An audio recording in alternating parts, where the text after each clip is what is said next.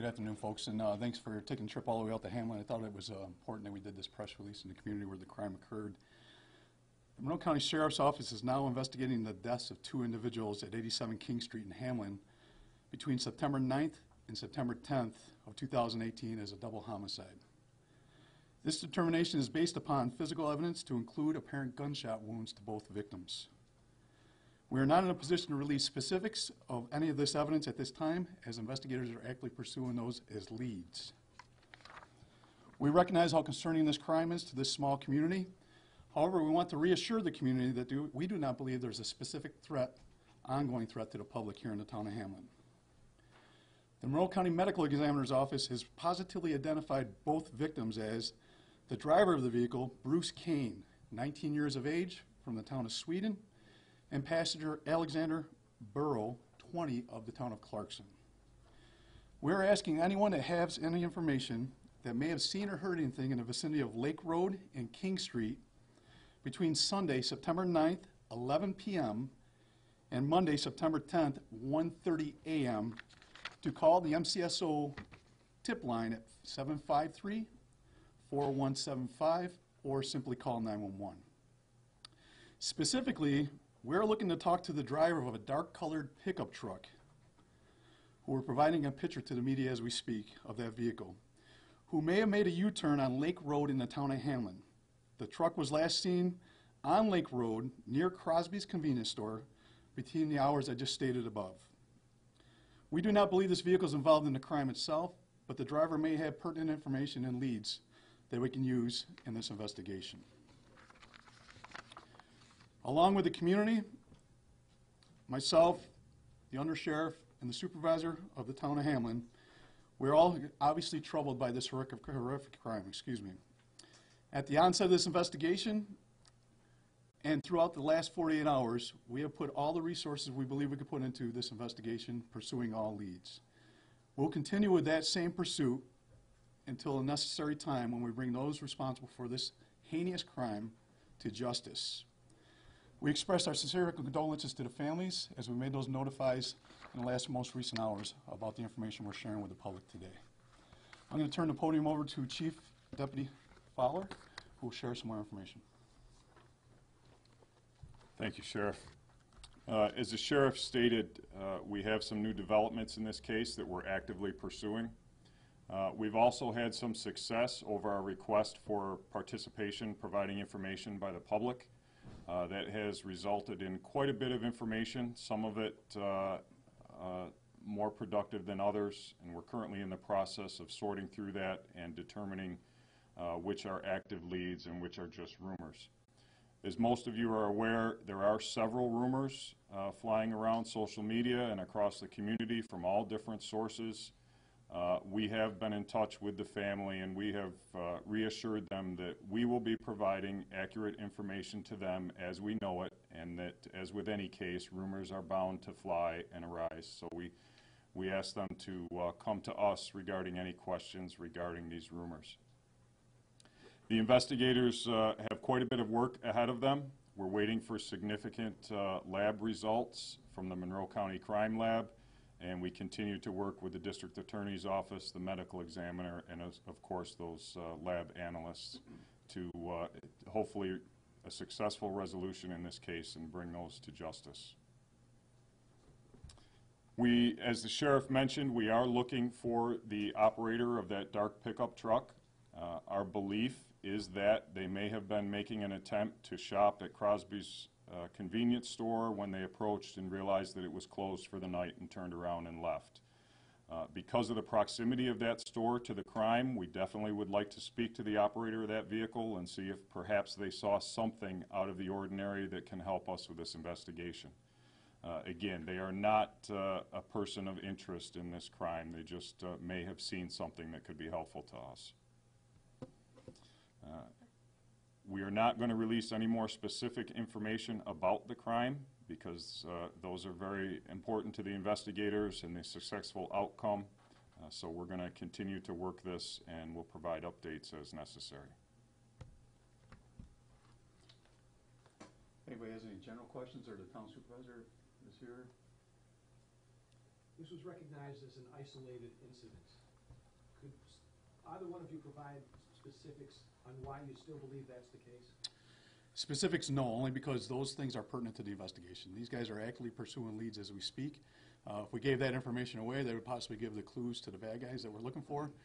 Those are called clues. We want to keep those close to our chest right now for that reason as we pursue them. That's the idea behind it. You know, we're not trying to keep anything from the public. We're not trying to be less transparent. But we have good information that maybe only we have and the suspects in this crime have. And if we release that, that's going to obviously taint that investigative lead that we have. Any idea if the victims were shot before or after the car was apparently set on fire? No, and again, we're going to hold off on that specific information again because that's limited information. Only certain people will know, and we want to keep that close to our chest. Sheriff, can you put this in perspective in any way? I know you can't give out details, but the community can't understand this. Two young men, 18, 21, 20-year-old, seem like good kids, swimmers on their team. This doesn't make sense. Yeah, well, you know, no matter what their backgrounds are, it doesn't make, you know, a double homicide, especially in a small community like this. It's hard to reconcile in your mind why and how this would occur, especially in a tight-knit community like this where everybody obviously knows everybody, everybody's friends, everybody's families, everybody's acquaintances, which makes it probably even more difficult. You're talking about not only neighbors, but neighbors you know the names of, you know the families of, and that's why it's so moving out here in the town of Hamlin. But as far as specificity on why these kids were targeted or why we think it's a limited specific threat, you know, again, those are investigative leads that we're pursuing right now. And you'll have to be patient with us, folks. I know you are, and I appreciate that. But as a sheriff, I just got to tell you that these guys are working 24/7. They're pursuing every lead, and they want to keep that information as investigative leads as much as possible. Our goal here is justice, and if we give away too much information too soon, that could possibly taint not only an arrest but also an investigation later on or a prosecution. So I know you guys know that. I just want to emphasize that to you and to the public that that's why we keep some of this information. But it's also a great sign that we got work to do, and that's a positive thing in an investigation. Can you tell us where the victims were shot and how many times? We cannot tell you that. We cannot tell you. Again, information we have, we're going to keep that close to us, please. Can you tell us who the car belonged to? The victims, the driver's father. Father? Mike? Yep. Father. Father. And who was the driver? Mr. Kane. Mr. Kane was Yep. the driver. Yes. And Mr. Burrow was the passenger. Can you talk about that area where the car was found? I know it's a secluded area, but we heard from some people that some people go back there to party. Anything that you can tell us about that? Well, I'll let the Chief Deputy just allude on that, only from the town of Hamlin. He's policed this area before, and also specifically that area, so I'll let him respond upon that. It is an isolated area of private property. It's a business zoned commercial area used for storage. So we've had periodic calls for service back there for youths hanging out, sort of thing. But certainly if you're looking for an isolated spot to go, that's one.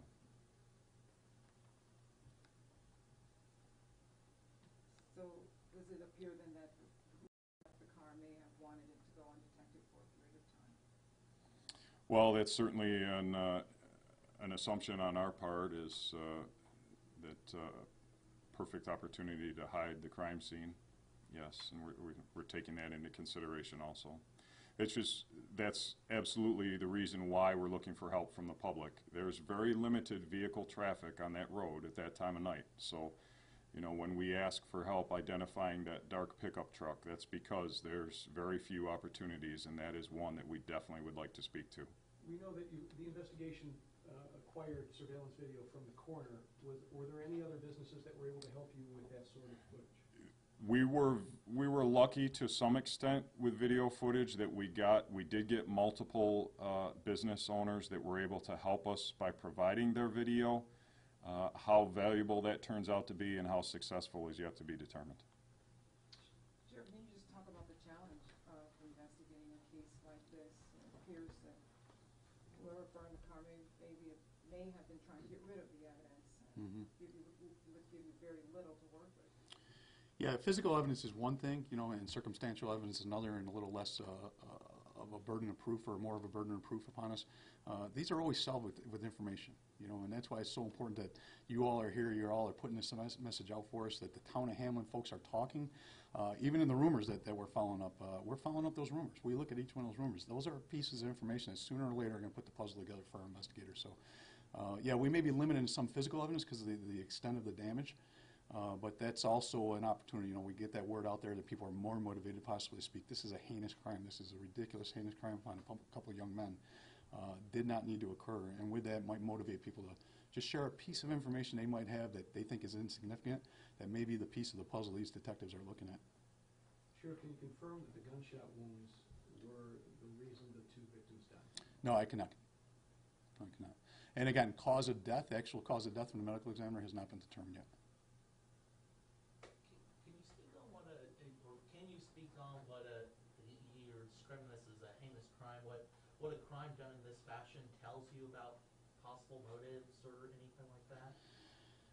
Again, I would like to speculate, we just don't have enough information to understand the motive behind the crime.